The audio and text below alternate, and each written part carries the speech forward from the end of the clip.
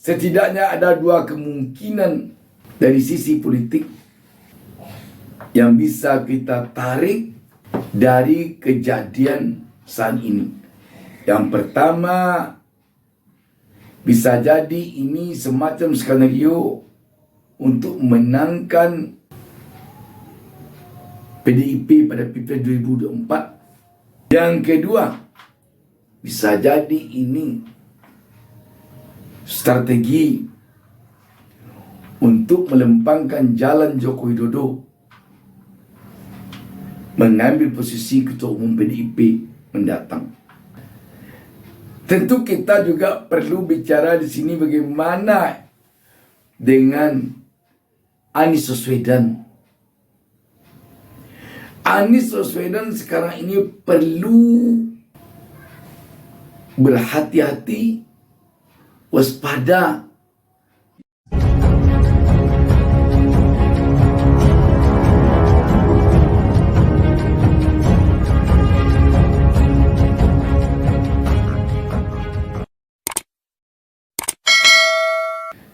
Assalamualaikum warahmatullahi wabarakatuh.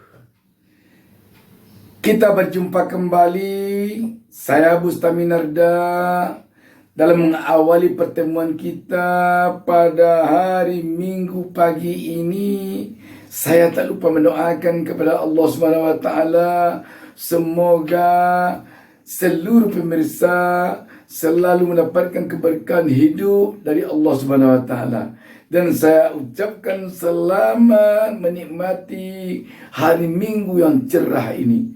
Semoga di tempat pemirsa juga cerah seperti di tempat saya saat ini. Sahabat BN, kecerahan hari Minggu pagi ini tampaknya berbeda dengan situasi politik nasional saat ini, terutama yang terjadi di lingkaran PDIP dalam persoalan pencapresan Ganjar Pranowo pada Pilpres 2024 ini. Sahabat BN, sebuah berita yang mengejutkan patut kiranya kita perbincangkan karena ini benar-benar mendapat perhatian dari publik. Pemberitaan ini setidaknya menggambarkan bahwa hubungan Jokowi dengan Megawati sedang tidak baik-baik saja. Sahabat BN, berita ini berjudul Relawan Jokowi Dukung Prabowo, Ganjar tak punya barisan relawan nyata. Berita ini diturunkan kantor berita Ermol pada hari Sabtu 20 Mei 2023. Republik Merdeka, eksodus besar-besaran relawan pendukung Joko Widodo ke Prabowo Subianto pada Pilpres 2024 merupakan tanda bahwa Jokowi ingin membuat posisi politik yang lebih jelas. Artinya, Jokowi tidak mau lagi di bawah pengaruh politik Ketua Umum PDI Perjuangan Megawati. Kita garis bawahi, Jokowi tidak mau lagi di bawah pengaruh politik Ketua Umum PDIP Megawati Soekarno Putri. Kita lihat dan kita coba menganalisa nanti apakah ini hanya semacam upaya pengaburan publik terhadap strategi yang mereka lakukan berdua, ataukah kedua tokoh PDIP ini memang telah bersimpang jalan. Coba kita analisa nanti. Saya katakan dua tokoh PDIP, yang satu Megawati adalah Ketua Umum PDIP. Joko Widodo walaupun seorang kader biasa di PDIP, tetapi dia sekarang dalam posisi sebagai Presiden Republik Indonesia. Dengan demikian, patut juga dia dikatakan seorang tokoh PDIP. Ini terlepas dari posisi PDIP hanya memberikan penugasan kepada Joko Widodo untuk dia menjadi seorang presiden. Kita lanjutkan membaca berita ini. Hal tersebut disampaikan Ketua Umum Relawan Ganjar Pranowo 2024 Heru Subagia menanggapi klaim Ketua Prabowo Mania 08 Immanuel Ebenezer atau Nol yang menyebut 90% relawan Jokowi se-Jawa Tengah bulat mendukung Prabowo sebagai presiden pada 2024. Melalui musra, Heru menegaskan Jokowi sudah membangun gerbong sendiri dengan relawan untuk menjamin komunikasi dengan capres lain seperti Prabowo dan Airlangga. Saat ini dengan pembuktian jelas bahwa hasil musra di GBK kemarin, Jokowi membacakan ada 3 calon presiden, yakni Prabowo Subianto, Ganjar Pranowo, dan Airlangga. Kata Heru dikutip kantor berita Armol Jabar, Sabtu 20 Mei. Ia menilai perebutan pengaruh dukungan relawan Jokowi dan dukungan relawan pro Ganjar sudah dimulai ketika PDIP mengakuisisi relawan Ganjar dalam des relawan Ganjar yang dimotori Adian Apitupulu. PDIP tidak mau relawan Ganjar bernaung di ketiak Jokowi. Ini menjadi kekalahan besar bagi Gubernur Jateng kerana tidak punya barisan real relawan yang asli ber-DNA Ganjar Pranowo. Sangat sedikit relawan terlahir keluar dari rahim Ganjar Pranowo, jelas Heru.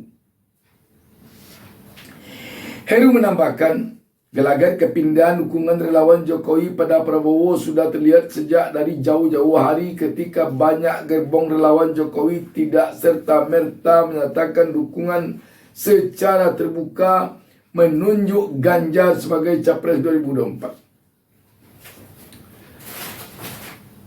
Justru barisan relawan besutan Nul dan juga barisan Projo di bawah komando Budi Ari tidak mahu tergesa-gesa dukung Ganjar. Mereka masih solid satu komando dengan bos besar mereka Jokowi, ujarnya. Menurut Heru, manuver Megawati mencapreskan Ganjar Pranowo merupakan kecelakaan politik bagi partai atau koalisi partai lain. Juga para kingmaker seperti Jokowi. Megawati memenggal jalur komunikasi dan spekulasi politik yang dimotori oleh Jokowi dalam pembentukan koalisi besar. KIB yang pada awalnya sangat ambisius memposisikan Ganjar sebagai salah satu capres potensial harus melakukan koreksi dan mempertimbangkan ulang pencapresan Ganjar. Demikian Heru. Sahabat BN, melihat fenomena ini, setidaknya ada 2 hal yang perlu kita ambil pada kesempatan ini. Pertama, kita harus melihat ini dari satu sisi strategi politik untuk memenangkan calon dari PDIP. Strategi bagaimana? Bisa saja ini teori konflik yang dibuat oleh PDIP. Sepertinya Joko Widodo berkonflik dengan Megawati. Joko Widodo dibuat seperti mendukung Prabowo Sedangkan Megawati mendukung Ganjar Pranowo. Sekarang terlihat eksodus besar-besaran relawan Ganjar Pranowo, terutama yang di Jawa Tengah, kepada Prabowo Subianto. Dan ketika berlangsung acara puncak musra di Jakarta baru lalu, terkesan Jokowi agak memposisikan kecenderungannya kepada Prabowo. Setidaknya ini terlihat ketika Jokowi memberikan sambutan yang lebih banyak, kode-kodenya mengarah kepada Prabowo. Seperti Jokowi lebih banyak menyebut tokoh pemberani, tokoh pemberani, tokoh pemberani.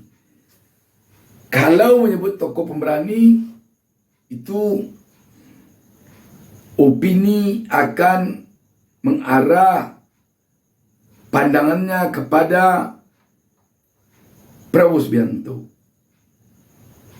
Kalau mengarah kepada Ganjar, opini lebih menggelinding menyebut tokoh merakyat. Sedangkan kalau mengarah kepada Anies, opini publik biasanya akan menyebut tokoh cerdas dan tulus atau ikhlas. Sahabat BN, kenapa sekarang ini masuk Erlangga? Kalau strategi tadi yang dipakai PDIP, Erlangga tidak akan menjadi capres. Erlangga nanti akan menjadi cawapresnya Prabowo. Kenapa dia tidak capres? Kalau dia capres, tentu dari sekarang Jokowi akan membagi kekuatan ini setidaknya sebagian untuk Erlangga. Tetapi sekarang tampaknya eksodus ini full kepada Prabowo. Dan kita yakin Erlangga nanti akan menjadi cawapresnya Prabowo. Apa sesungguhnya maksud strategi ini? Efeknya kepada kemenangan Ganjar Pranowo.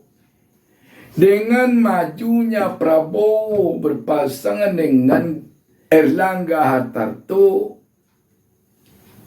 nanti akan maju Ganjar Pranowo berpasangan dengan Erick Thohir atau dengan tokoh sepuh dari NU. Anies bisa saja diupayakan untuk menyingkirkannya, sehingga dua pasangan calon ini nanti akan maju.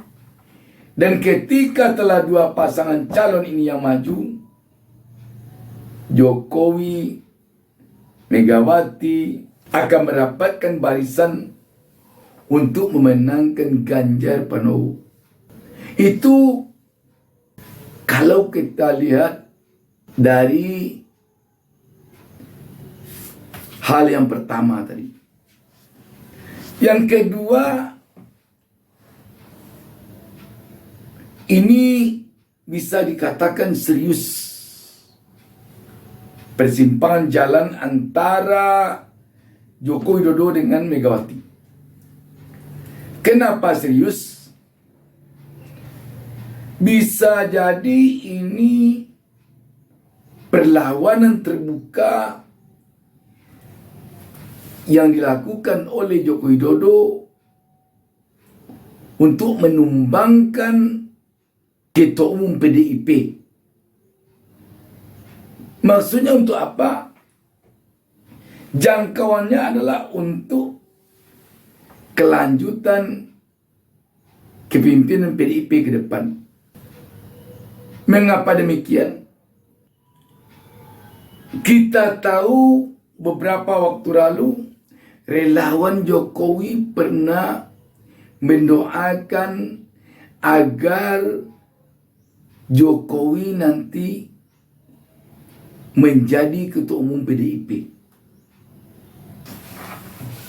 Ketika timbul reaksi dari DPP PDIP, isu Jokowi menjadi ketua umum PDIP itu meredup. Di dunia politik, diam bukan berarti tidak bergerak. Diam bisa jadi bergerak dalam arti yang sesungguhnya. Bisa gerakan bawah tanah dan sejenisnya. Apa kaitannya dengan keberpihakan Jokowi kepada Prabowo saat ini? Dengan didukungnya oleh Jokowi Prabowo, ketika nanti tumbang calon dari PDIP, maka kekalahan ini nanti bukanlah hanya sekadar dialami saja oleh Ganjar Pranowo, tetapi kekalahan PDIP ini nanti sekaligus akan berpengaruh besar kepada Megawati. Artinya apa? Jika sempat nanti menang Prabowo atas dukungan penuh dari Joko Widodo, dukungan penuh itu malah diperlihatkan juga oleh Gibran yang anaknya Jokowi. Dengan demikian Prabowo dan Gerindra telah melihat betapa seriusnya Jokowi dan keluarganya mendukung Prabowo. Kalau nanti Prabowo menang, Prabowo akan merasa berutang budi kepada Jokowi. Kalau demikian, ketika nanti Prabowo menjadi presiden dan ketika masa jabatan Megawati habis di PDIP, seiring dengan kalahnya PDIP pada Pilpres 2024, Jokowi yang mendapatkan efek dari kemenangan Prabowo akan tampak nanti gezahnya di PDIP. Dengan demikian, Jokowi akan dengan mudah nanti mengambil posisi ketua umum PDIP pada Kongres PDIP mendatang. Apalagi kalau nanti presiden, jika Prabowo menjadi presiden, dengan dukungan, dorongan, dan pengaruh presiden yang ikut berupaya memenangkan Jokowi sebagai ketua umum PDIP, akan dengan sangat lempang Jokowi menduduki kursi PDIP 1. Jadi setidaknya ada dua kemungkinan dari sisi politik yang bisa kita tarik dari kejadian saat ini. Yang pertama, bisa jadi ini semacam skenario untuk menangkan PDIP pada Pilpres 2024. Yang kedua, bisa jadi ini strategi untuk melempangkan jalan Joko Widodo mengambil posisi ketua umum PDIP mendatang. Sahabat BN, tentu kita juga perlu bicara di sini bagaimana dengan Anies Baswedan. Anies Baswedan sekarang ini perlu dan sangat perlu malah berhati-hati, waspada, dan berstrategi untuk bisa lolos menjadi capres ke KPU nanti. Ini target utama yang harus dilakukan oleh Anies Baswedan atau tim Anies Baswedan. Perjuangan Anies Baswedan untuk bisa lolos masuk ke gerbang pencapresan di KPU bukan perjuangan yang mudah. Seiring dengan berbagai penjagalan yang telah berlangsung kepada Anies selama ini, dan itu akan semakin intens ke depan. Yang pertama yang sangat perlu diwaspadai Anies dan timnya, jangan sampai ada partai yang tiga ini nanti yang berganti ketua umumnya atau pimpinannya dari sekarang. Contoh, kalau nanti Partai Demokrat sempat diambil alih oleh Muldoko, maka dapat kita pastikan tanpa mendahului Tuhan, Muldoko tidak akan memberikan dukungan kepada Anies. Artinya apa? Anies tidak akan bisa maju karena dua partai, PKS dan Nasdem, tidak memenuhi syarat untuk mencalonkan seorang presiden dengan persyaratan 20%. Yang pertama. Yang kedua, bisa jadi nanti melalui kasus Formula E. Jika Anies nanti sempat menjadi tersangka dan ditahan, Anies juga akan menemui kesulitan untuk masuk ke gerbang KPU. Yang ketiga, kita melihat sekarang ini kasus dugaan korupsi terhadap Menteri Kominfo yang juga Sekjen Partai Nasdem, Johnny G. Plate, tidak hanya sekedar sampai hanya pada Johnny G. Plate, tetapi arahnya kita melihat ada upaya untuk menarik Nasdem. Jika kasus ini nanti bisa merembet kepada Nasdem, katakanlah aliran dana dugaan korupsi ini dapat dibuktikan oleh tim penyidik Kejaksaan Agung mengalir ke Partai Nasdem, upaya untuk membubarkan Partai Nasdem nanti akan menggelinding. Dan jika Partai Nasdem tidak bisa nanti mencalonkan Anies, maka PKS dan Demokrat juga tidak memenuhi kuota 20%. Karena itu, fenomena politik yang terjadi di PDIP dan Gerindra sekarang ini,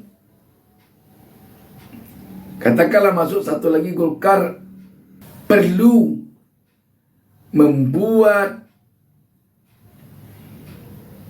koalisi perubahan untuk persatuan semakin menyolidkan diri, semakin memperkokoh militansi,